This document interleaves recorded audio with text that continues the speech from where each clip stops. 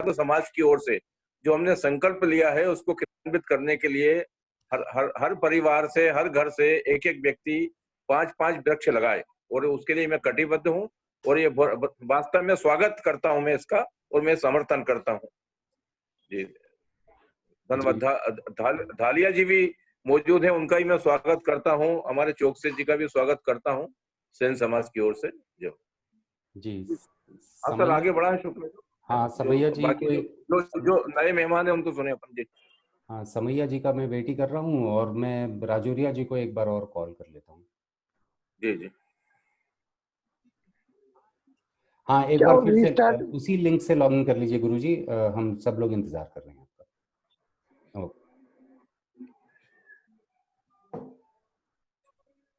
समैया जी की आवाज नहीं आ रही थी ठीक से उस वक्त, तो राकेश भैया समैया जी को वापस से कॉल कर सकते हैं क्या? एक मिनट में लगा दूं।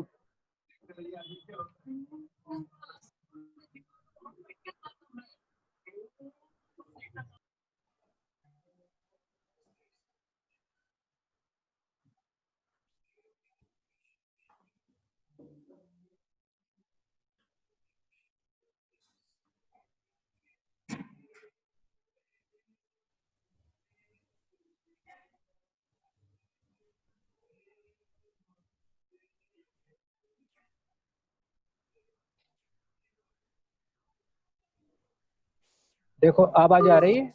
हाँ हाँ, फर्स्ट जी आ रही है आवाज, बिल्कुल ओके, बहुत ही बढ़िया आवाज आ रही है। एक बार वीडियो और आ जाए बस। आपका वीडियो मेरे ख्याल से म्यूट कर रखा है आपने।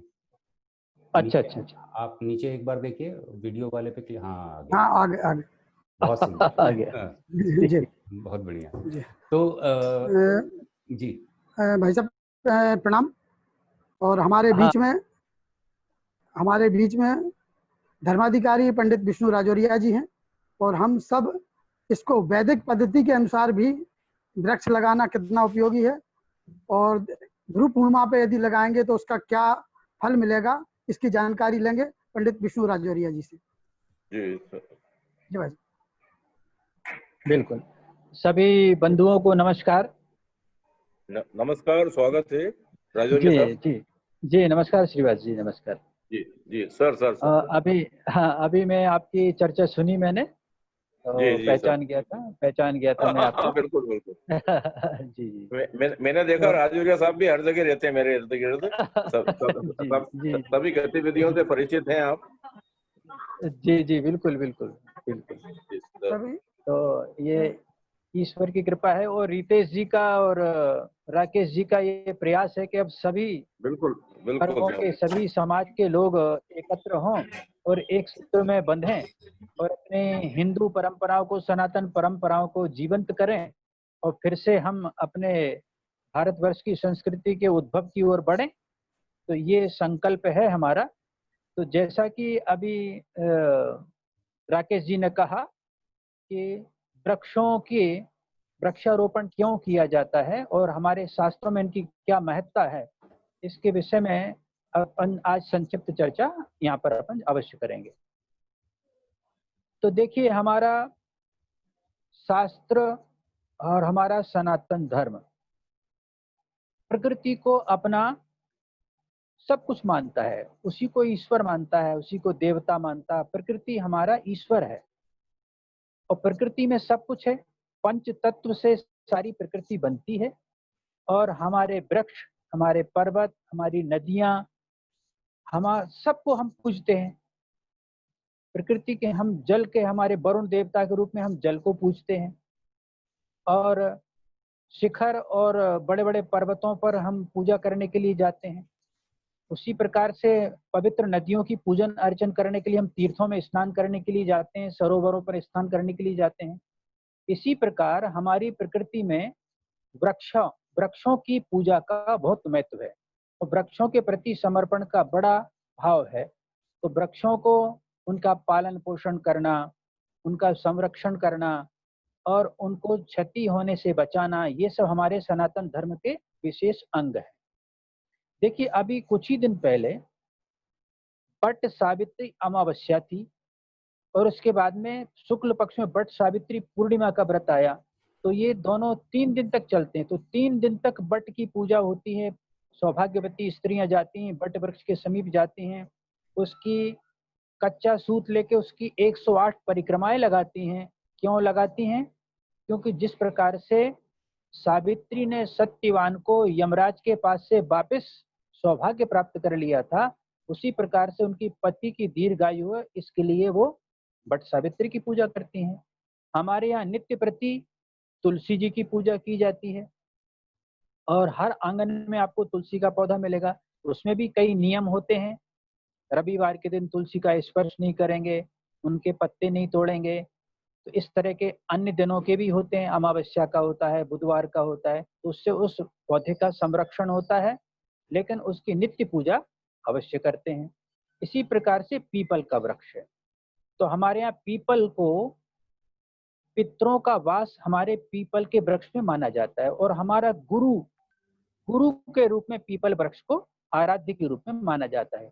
तो हमारे यहाँ देखा गया कि हर शनिवार के दिन पीपल के वृक्ष में जल चढ़ाने वाले असंख्य लोग होते हैं और नित्य प्रति जल चढ़ाने वाले भी अनेकों लोग हैं, जो नित्य प्रति पीपल वृक्ष के नीचे जाएंगे, उनको जल चढ़ाएंगे, उनकी परिक्रमा करेंगे, सायंकाल के समय दीप प्रज्वलित करके वहां प्रकाशित करेंगे। इसी प्रकार से वर्ष में हमारे अनेक तीज त्योहार वृक्षों पर ही आधारित हैं। जैसे मैंने वट सावित्री व्रत का उदाहरण दिया, ऐसे पीपल पूनम भी होती है। पूर्णिमा के दिन पीपल का विशेष पूजन अर्चन होता है और प्रत्येक शनिवार को, अमावस्या को तो निश्चित रूप से होता ही है। इसी प्रकार से आंवला नवमी का पर्व आता है, तो आप देखें कितने व्यापक रूप से आंवला नवमी की पूजन होती है। सौभाग्यवती स्त्रियां बाग बगीचों में बड़ी दूर दूर चलकर पहुंचती हैं और आंवला के वृक्ष के नीचे पूजन अर्चन करती हैं, पकवान का भोग लगाती हैं और परिक्रमा करके भगवान को भोग लगाकर और सब हाँ प्रसाद के रूप में सब आंवले के वृक्ष के नीचे बैठ के ही भोजन प्रसादी ग्रहण करते हैं। इससे आयु बढ़ती है। जब हमारे यहाँ वर्ष का शुभारंभ होता है तो गुड़ी पड़वा से हमारे संवत्सर का शुभारंभ होता है। हिंदू परंपरा में वर्ष का पहला दिन कौन सा होता है? गुड़ी पड़वा। तो उस दिन नीम की पत्तियों से बनी हुई गोली पूरे परिवार को हमारी दादी माँ देती चली आई हैं और उसी का पालन आज भी हमको करना चाहिए। तो वर्ष पर्यंत आरोग्य की भावना उसमें रहती थी।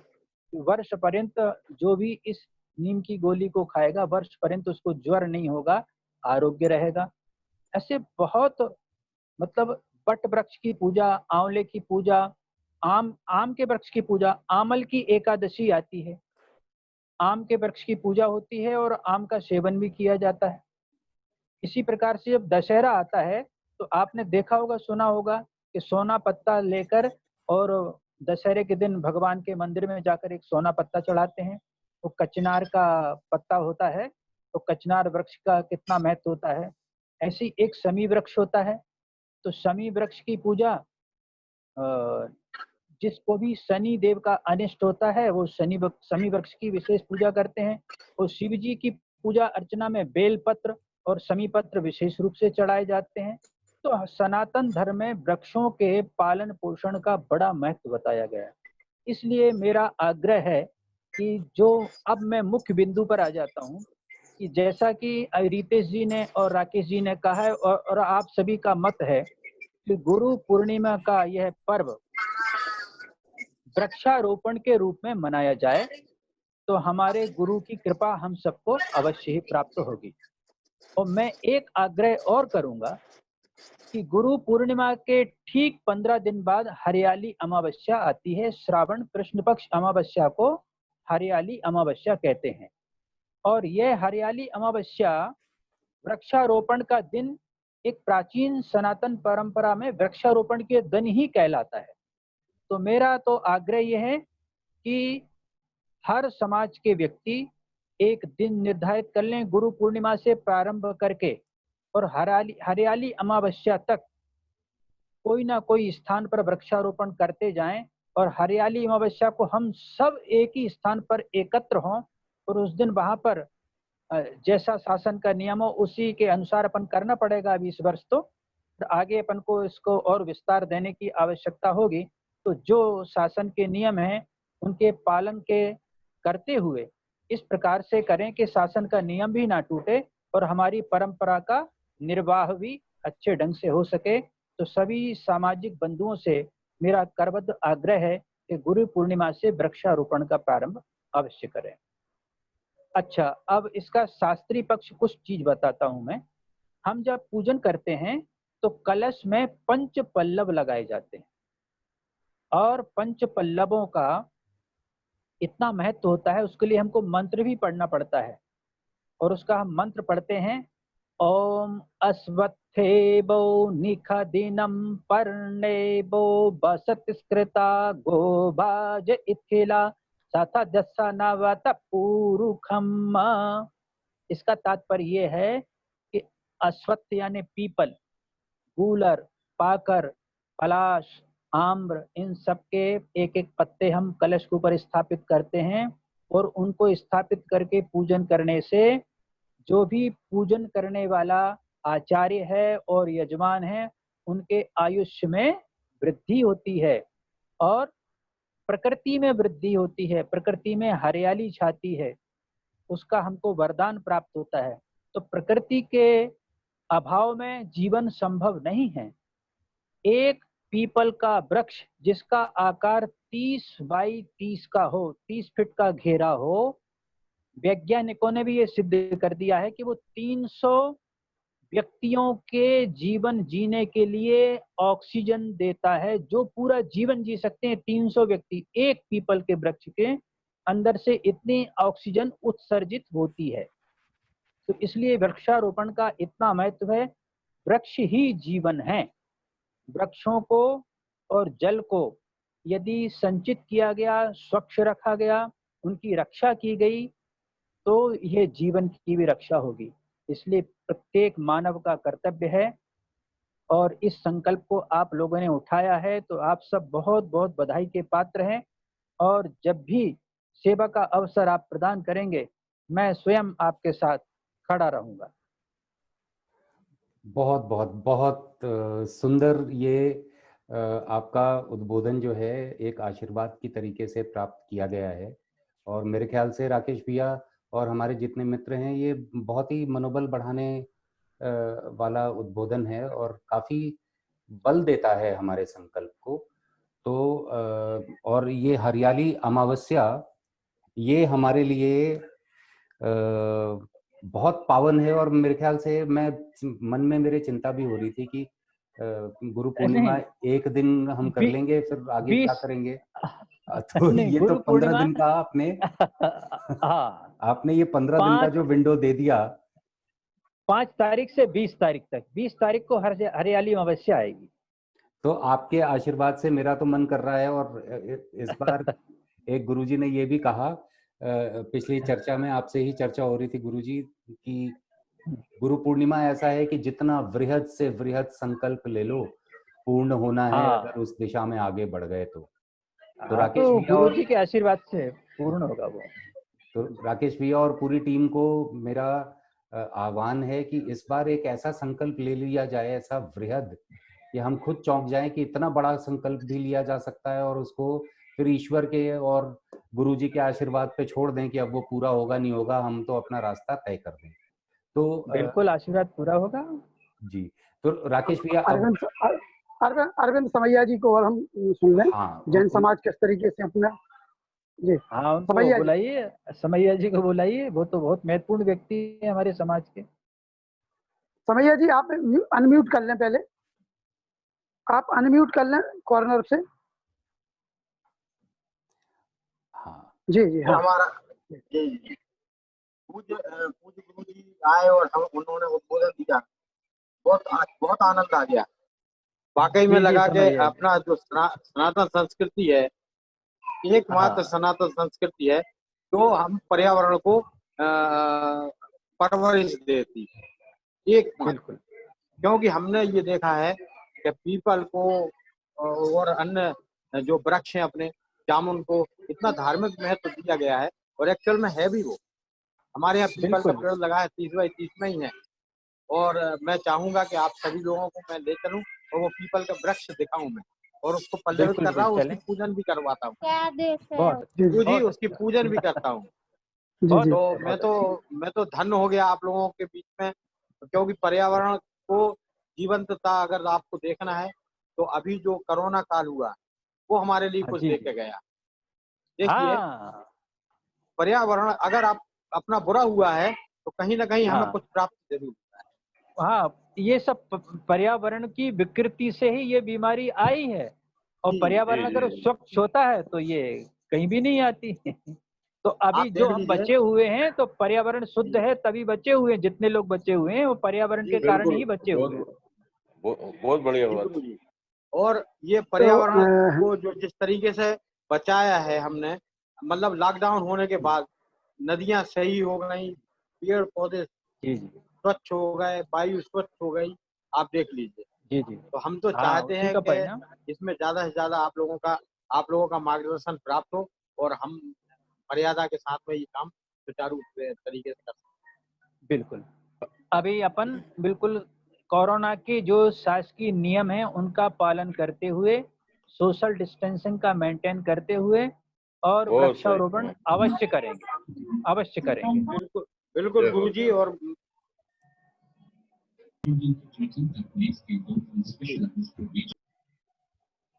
संजय जी, जी सर, बिल्कुल। हेलो हाँ जी हाँ जी। Hello sir. हाँ सर, जी बिल्कुल राकेश बिल्कुल। जी। जी जी भाई साहब, मैं अब ये चाह रहा था कि हमारे जितने समाज के लोग जुड़ गए हैं, क्योंकि ये जी अलग अलग उसमें जुड़ पा रहे हैं, सभी लोग जी एक बार में नहीं जुड़ पा रहे हैं। तो कभी 5 जी। समाज के लोग जुड़ रहे हैं, कभी 10 समाज के लोग जुड़ रहे हैं। तो ये हर समाज के बीच में हम एक जन अभियान को लेके इसको चल रहे हैं। तो हाँ जितने लोग अभी जुड़े हैं, मैं सबसे चाहता हूँ कि आज हम ये संकल्प ले लें कि गुरु पूर्णिमा के दिन हम सब लोग संकल्प के साथ पूरे समाज के लोगों को इकट्ठा करके और वृक्षारोपण करेंगे, और कोशिश करेंगे कि यदि अपने नक्षत्र और राशि और त्रिवेणी के उसमें यदि लगाएं तो बहुत खुशी की बात है। भाई वैसे राकेश जी, जी ये जी कैसे संभव होगा, कैसे प्राप्त होगा ये?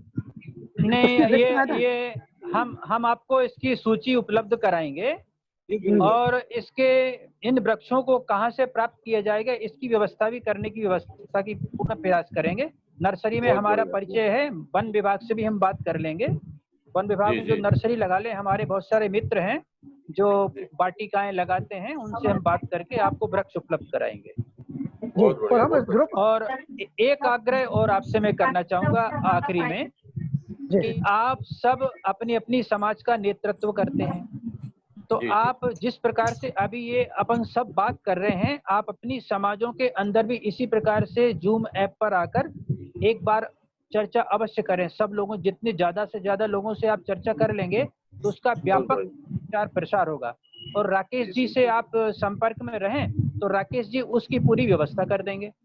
तो बहुत और हम वृक्षों की सूची और वृक्षों की उपलब्धता के बारे में हम आपकी चिंता करेंगे। बहुत जय हो सुंदर। सर, धन्यवाद। ये सारे के सारे जय हो वीडियोस सर। हम उपनिषद फाउंडेशन यूट्यूब चैनल पे हम इसको डालेंगे और इसकी संख्या बढ़ रही है। राकेश भैया, आपसे अनुरोध है कि आप जो है व्हाट्सएप पे ये लिंक शेयर करें सबसे, ताकि आप सब जी ने जी जो जी जो कुछ कहा है वो उसके ऊपर जाता रहे और हर माध्यम से हम इस चीज को प्रसारित करें। मैं बहुत ही आनंद महसूस कर रहा हूं। अभी मुझे ऐसा लग रहा है कि 5 तारीख से 20 तारीख तक एक बहुत सुंदर अभियान एक होने वाला है, जो कि 20 तारीख को कंप्लीट नहीं होगा, सिर्फ उसका एक चरण कंप्लीट होगा, और ये मेरे ख्याल से जी निरंतर बहुत लंबे समय तक चलेगा। और गुरुजी के आशीर्वाद से तो अब ये अभियान रुक नहीं सकता है, ऐसा मुझे प्रतीत हो रहा है। बिल्कुल, आप जब भी आप आदेश करेंगे मैं उस स्थल पर पहुंच जाऊंगा, बिल्कुल पहुंच जाऊंगा। जी जी सर, साहब मैं अब ये चाहता हूँ कि ये लिंक तो मैं दे ही रहा हूँ, इस लिंक को भी सब अपने अपनी फेसबुक पे और व्हाट्सएप पे डालें, अपने अपने ग्रुप में डालें। और एक जी खबर जो बिल्कुल है, बिल्कुल। अभी मैं एक खबर बनाता हूँ, तो खबर अपना जो ग्रुप है उस ग्रुप पे डाल देते हैं, और उस ग्रुप के हाँ आधार से बिल्कुल सब बिल्कुल। अपनी अपनी फेसबुक पे चलाएं, सब अपने अपने बिल्कुल व्हाट्सएप पे चलाएं। क्योंकि ये हाँ सोच लें कि जो आज जो हम लोगों ने चर्चा की है, ये हर हाँ व्यक्ति के परिवार के तक पहुंच सके। यदि हर परिवार तक जानकारी पहुंच जाएगी तो एक निश्चित बात है कि जी हमारा जो एक आंदोलन है ये जन आंदोलन बन जाएगा। और हर व्यक्ति इस चीज को लेके आगे बढ़ेगा। तो हर व्यक्ति ये कहेगा कि नहीं, गुरु पूर्णिमा के दिन हमें 5 वृक्ष लगाना है। कल हम कोशिश करेंगे कि कल वाटिकाओं की लिस्ट जी और वृक्षों की लिस्ट जी जी गुरु जी से जानकारी और चाहिए थी। बिल्कुल बताइए, पीपल सिर्फ एक ऐसा वृक्ष है जो ऑक्सीजन बहुत ज्यादा देता है। नहीं, ऐसा ऑक्सीजन ऐसा नहीं है, बहुत सभी वृक्ष ऑक्सीजन देते हैं, लेकिन पीपल वृक्ष उसमें दुनिया में सबसे ज्यादा ऑक्सीजन देने वाला वृक्ष होता है। ये जानकारी आपसे हम क्योंकि उसका घेरा बहुत ज्यादा होता है। पीपल का तो ऐसा कहते हैं कि एक पीपल जंगल का मूल होता है। एक पीपल लगा दीजिए और कुछ दिन छोड़ दीजिए तो आसपास का पूरा इलाका वो छेंक लेगा, वो जंगल बना देगा। इसीलिए कृष्ण भगवान उसको और बरगद में एक खूबी होती है कि बरगद दिन में कार्बन डाइऑक्साइड ग्रहण करता है और रात को कार्बन डाइऑक्साइड छोड़ता है। बरगद एक ऐसा वृक्ष, हाँ, दिन में ऑक्सीजन छोड़े और आपका आशीर्वाद हम चाहेंगे। हाँ, आप देखेंगे पुराने गांव में जाके देखेंगे तो रात्रि में बरगद के नीचे किसान लोग खटिया लगा के नहीं सोते हैं, पीपल के नीचे सो जाते हैं। इसीलिए नहीं सोते। बिल्कुल।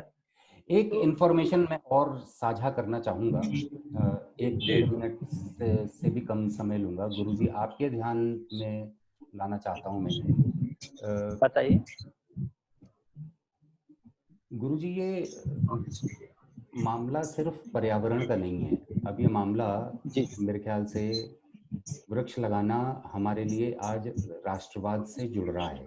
उसकी वजह एक ये है, बिल्कुल हमारी संस्कृति है, हमारा धर्म है, हमारा राष्ट्रवाद है। अच्छा, राष्ट्रवाद हमारा धर्म से अलग नहीं है, हमारी संस्कृति से जुड़ना ही राष्ट्रवाद है। नहीं, चीन से ताल्लुक रखने वाला एक षड्यंत्र सामने आया है जिसके ऊपर मैं कुछ स्टोरीज कर रहा हूँ, लेकिन मैं आपसे साझा करना चाहता हूँ। अच्छा, बताएं। चीन की सबसे बड़ी दिक्कत ये है कि चीन अपने आवश्यकता का 50% भोजन आयात करता है, और उसका कारण ये है कि उसको फैक्ट्रियां लगाने की वजह से पिछले 30 साल में चीन ने अपने देश के वृक्षों को और वहां जंगलों में रहने वाले जानवरों को खा लिया है। आज उसको पता है कि उसका इंटरनेशनल वर्ल्ड में पानी की क्वालिटी में चीन का पानी ग्रेड 5 है। ग्रेड 5 का मतलब ये होता है कि ऐसा नाला जिसमें फैक्ट्री का मलबा जा रहा हो, और अगर बारिश होने के बाद उस नाले में बारिश का पानी इकट्ठा हो जाए तो उसकी जो क्वालिटी होगी वो चीन के ग्राउंड वाटर की क्वालिटी। अब षड्यंत्र यहाँ ये है गुरुजी कि चीन का ऐसा मानना है कि आज पूरी दुनिया में क्या ऐसी व्यवस्था हो सकती है कि जैसी स्थिति चीन की है वैसी ही स्थिति पूरी दुनिया की हो जाए। मेरा ऐसा अनुमान है और मेरा ये विश्वास है शोध के अनुसार कि चीन जैसे राष्ट्र को अगर चुनौती देनी है तो उसका इकलौता मात्र साधन ये है कि जो भी देश जल, जंगल और जमीन, खेत, इन 3 चीजों को जो भी देश बचा पाएगा वो चीन से मुकाबला बढ़िया। बिल्कुल बिल्कुल सही कहा। बिल्कुल वही, ये देखिए, ये शाश्वत हैं। ये जो जितने भी उद्योग लगते हैं, उद्योग लगना अच्छी बात है, लेकिन उद्योग पर्यावरण की कीमत पर नहीं लगना चाहिए। उद्योग इस प्रकार से लगाए जाने चाहिए कि जो हमारे पर्यावरण को, वृक्षों को हानि ना पहुंचाएं, हमारे भूमिगत जल को और हमारी नदियों तालाबों को हानि ना पहुंचाएं, तभी वो उद्योग सफल हो सकते हैं, अन्यथा वो विनाश के कारण बनते हैं। तो चीन उसी मार्ग पर बढ़ चुका है और वहां पर उसने पहाड़ों को समतल कर दिया है, तो वहां का वायुमंडल पूरा दूषित होता जा रहा है। और उसी प्रकार से वृक्षों का तो इतना ज्यादा हनन किया है कि उसकी कोई कल्पना नहीं कर सकते। वहाँ मतलब पर्यावरण के प्रति कोई लगाव नहीं है, केवल उनको पैसे कमाने के अलावा बाकी सब नहीं। तो हमारे यहाँ तो आश्रम व्यवस्था होती थी पहले, तो आश्रम में जंगलों में सूखी हुई लकड़ियां लाकर उससे भोजन बनाया जाता था, किसी भी हरे वृक्ष की एक भी टहनी नहीं काटी जाती थी। लेकिन ये कालांतर में ये सब जंगलों के व्यापार चालू हुए, लकड़ियों के व्यापार चालू हुए, तो उससे ये बड़ी बड़ी इमारतें खड़ी हुई। तो अब कुछ उस पर ब्रेक आया है, लेकिन अभी भी उसमें काफी आवश्यक है कि यदि पूरा देश और पूरे देश के लोग जागरूक हो जाएं और कम से कम 5-5 वृक्ष अपने जीवन काल में लगा दें, तो तब भी इस देश को हरा भरा बनाने में उनका बहुत बड़ा योगदान हो सकता है। गुरुजी, हमने तो संकल्प ये लिया है कि प्रत्येक सनातन धर्म को मानने वाला व्यक्ति कम से कम ओम आकार में 27 नक्षत्र के पौधे लगाए, और अगर धर्म की आस्था है तो वो 27 गुने 4 वेद यानी 108 उपनिषद के बराबर अगर वृक्ष लगा ये तो फिर बहुत ही बड़ा मोक्ष की प्राप्ति हो जाएगी, बहुत ही बड़ी उपलब्धि होगी। नहीं, बिल्कुल मोक्ष क्या, उसको सब कुछ प्राप्त हो जाएगा। तो भारत देश प्राकृतिक संपदाओं से परिपूर्ण है सर। भारत देश प्राकृतिक संपदाओं से परिपूर्ण है। नहीं, इसलिए कोरोना महामारी से हम लोग सफलता से संघर्ष कर रहे हैं, सफल हो रहे हैं। वैसा प्रगति ही हमको धरोहर के रूप में मिली है। नहीं, यही तो हमारा अधिकार है हमारा है कि भारत जो है ये गौरव की बात है, गर्व है हमें। नहीं सर, मैं आपको थोड़ा एक इंफॉर्मेशन देना चाहता हूँ। भारतवर्ष में सब कुछ था, हमने अपनी बेवकूफियों की वजह से उसको खो दिया है। टीवी भी चल रही है बैकग्राउंड में कहीं। तो अब जो था भारतवर्ष में,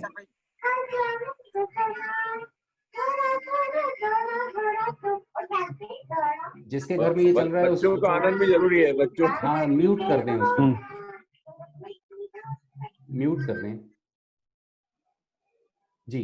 तो मैं ये कह रहा था कि ये सारी व्यवस्थाएं थी, आज हमारी, या कह लें कि धर्म के प्रति हमारी आस्था कमजोर हुई है, जिसका नतीजा है कि आज हम भारत जैसे देश में अगर ग्राउंड वाटर टेबल कमजोर हो रहा है, भारत जैसे देश में अगर खेती की जमीनें तेजी से बंजर होती जा रही हैं, और भारत जैसे देश में अगर लाखों हेक्टेयर जंगल हर साल कट रहे हैं, तो ये दो चीजें बता रही हैं। हमने सनातन धर्म को मानना कहीं से हमारी आस्था कमजोर हुई है, और एक बहुत बड़ा हमारे सामने संकल्प ये भी होना चाहिए, और मेरे हिसाब से ये वृक्षारोपण के माध्यम से हम सनातन धर्म में अपनी आस्था को वापस से स्थापित करने की चेष्टा कर रहे हैं। मेरे हिसाब से गुरुजी त्रिकुटी हो रही है। ये सनातन धर्म में हमारी आस्था को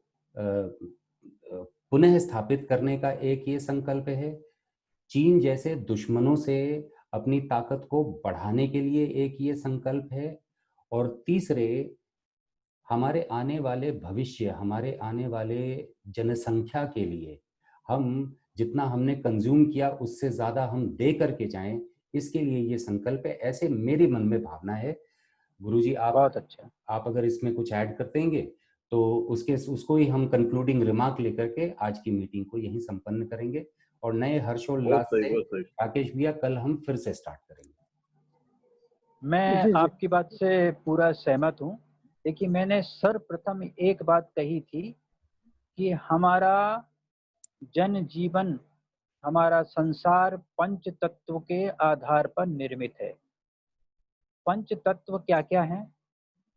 जल, वायु, आकाश, पृथ्वी और अग्नि।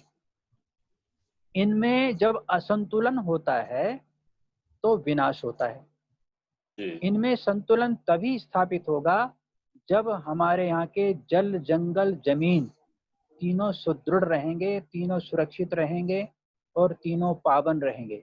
इसलिए वृक्षारोपण करने से ही जल में भी वृद्धि होगी, जमीन में भी वृद्धि होगी और जंगल में भी वृद्धि होगी। तो एकमात्र तरीका है वृक्षारोपण, जो जल का, जमीन का और प्रकृति का संरक्षण करता है। इसलिए मैं इस बात पर, सब कुछ होगा, जीवन उसी से होगा। आप देख लीजिए कि टीटी नगर की हवा और पुराने भोपाल की हवा, आप जमीन आसमान का फर्क है। बिल्कुल, वो आप तो पुराने चौक में चले जाइए और टीटी नगर में घूमिए। या बीएचएल क्षेत्र में घूमिए, आप चौक की गलियों में कोई मॉर्निंग वॉक करता हुआ नहीं मिलेगा आपको। नहीं मिलेगा। उसको कमला पार्क पे आना पड़ेगा, या फिर एमए सिटी आना पड़ेगा, या तो नए भोपाल में कहीं कहीं वन विहार की तरफ आना पड़ेगा। तो इसलिए मैं कह रहा हूँ कि शुद्ध वायु तभी मिलेगी जहाँ वृक्ष होंगे, वृक्षों के समूह होंगे, तो आपको शुद्ध वायु मिलेगी। बिल्कुल। इसलिए वृक्षों पर दया करना बहुत आवश्यक है, और उनका जितना रोपण करेंगे उतना ही जीवन बढ़ेगा, उतना ही आपका स्वस्थ जीवन होगा। यही संस्कृति के साथ जुड़ सकते हैं आप, वृक्षारोपण करके बहुत बड़ा उपकार करेंगे प्रकृति पर। मेरे ख्याल से बहुत ही सुंदर कंक्लूजन रहा राकेश भैया। अब हम कंक्लूड करेंगे, और जी आप। बहुत बहुत धन्यवाद सभी समाज के अध्यक्षों के लिए कि जो सबने इस बैठक में आके और अपने अपने विचार रखे। मैं एक आग्रह और करूंगा कि सभी समाजों के लोग कल ही एक बैठक बुलाएं, क्योंकि हमारे पास समय नहीं है। 3 तारीख और 4 तारीख 2 दिन है। हर व्यक्ति अपने अपने समाज की बैठक बुलाए, और उस बैठक में एक परिवार तक इस चीज की जानकारी पहुंच जाए, और परसों तक ये हमारा जन आंदोलन का रूप ले ले। इस तरीके से सोशल मीडिया और मीडिया पर इस चीज के लिए प्रसारित करें। मैं आज इसकी खबर पूरी एक बना के डालता हूँ। किसी पर्टिकुलर एक समाज का कार्यक्रम नहीं है, सर्व समाज का है। सर्व समाज के आंदोलन को लेके चले।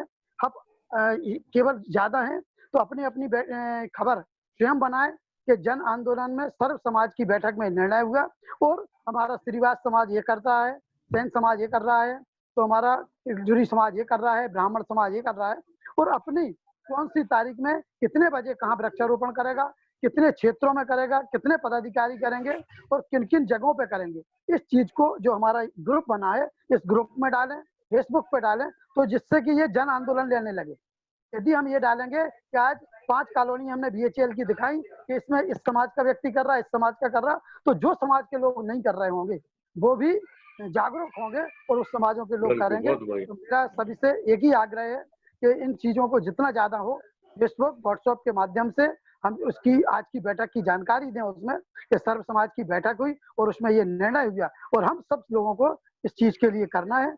तो ये निश्चित है कि हम सबकी मेहनत से यह एक जन आंदोलन का रूप ले लेगा, और यदि जन आंदोलन का रूप ले लेगा तो हम जो प्रकृति के बारे में जितनी चिंता कर रहे हैं और हम जो सोच रहे हैं कि हमें किस तरीके से इस चीज के लिए करना चाहिए, तो निश्चित मान के चलिए कि शायद हम उसको करने में कहीं ना कहीं जो जिस रूप में चल रहे हैं उसके लिए परिपूर्ण भी हो जाएंगे और वहां तक पहुंच सकते हैं। मेरा एक ही केवल आप सबसे आग्रह है कि जिस तरीके से रितेश जी ने और हमारे धर्माधिकारी पंडित राजौरिया जी ने हम सबके लिए मार्गदर्शित किया है, यदि हम इसी के अनुरूप कार्य करेंगे तो प्रकृति के ऊपर भी कहीं ना कहीं हमारा एक सहयोग होगा और देश हित में और समाज हित में हम कहीं ना कहीं बहुत आगे बढ़ सकते हैं।